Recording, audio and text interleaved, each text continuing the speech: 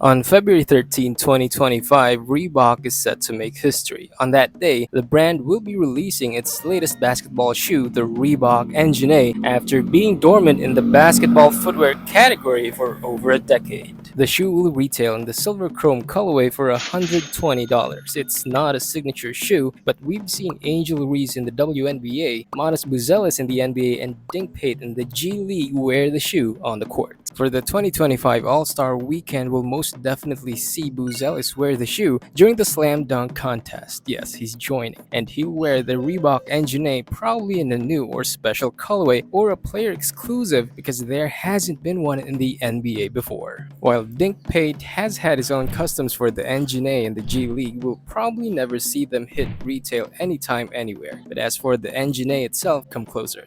Let's talk about the shoe.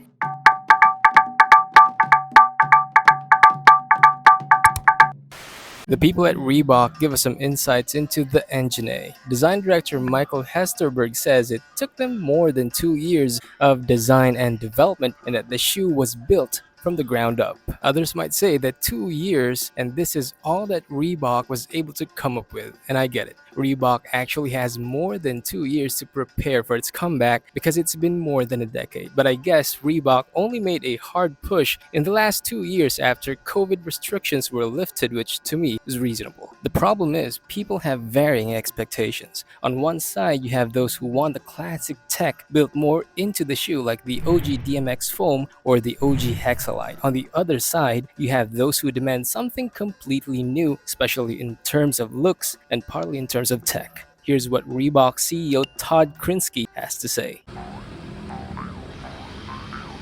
Krinsky says that the Engine A embodies all that Reebok stands for: top performance innovation, fearless risk-taking design, and a continued commitment to deliver the best product possible to the athletes who are changing the game. According to Reebok, the shoe promises to be durable and lightweight as it is designed for the game that moves in every direction. For this, the brand used the classic Energy Return System or ERS but with a modern design. It combines lightweight EVA midsole with nitrogen-infused Superflow tech in the heel and forefoot. The shoe has a rocker bar design which is said to pay tribute to Reebok's first shoe that used ERS, which is the OG ERS Money, also scheduled to make a comeback. So what Krinsky is trying to say is this: the Engine A tries to bridge the old with the new. It's a new design although it uses some refurbished classic tech.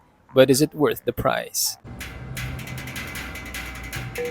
$120 for a comeback basketball shoe that has a new design and a reimagined classic cushioning tech is reasonable in my opinion. But I think the shoe could be a banger for 110 or 100. It's a very good entry point for the price if Reebok plans to drop these in massive numbers, but I guess they have other plans. And speaking of plans, Reebok will probably set up something nice on the scheduled February 13 release day because it's also when the Bulls take on the Pistons in Chicago just before the All-Star Weekend. Modest Buzelis could wear a new colorway in that Pistons game because he says he's got some heat coming in. I'm curious though if any one of you is planning to grab a pair or why you're actually not planning to get one or probably why you're still on the fence. Let me know what you think.